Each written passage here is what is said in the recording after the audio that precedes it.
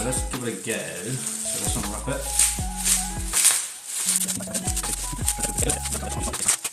So that's what it is there. Again, like I said, it's pretty hefty. It's a pretty hefty block. So some people will say put water on it. It does work.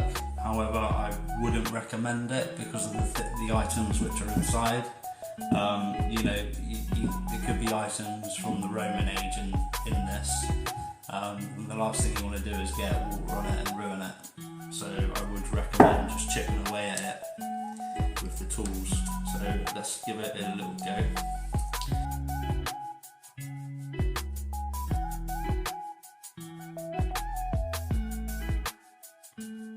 You see something coming out there a little bit?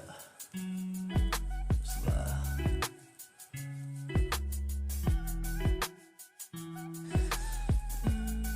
See it poking out. There we go. So zoom out there. Right, there we go. Right, you see that's just fallen away now. So it's a pretty big button. So look at the size of that. Look how thin it is. And then you can sort of see where the eye of the button would have been.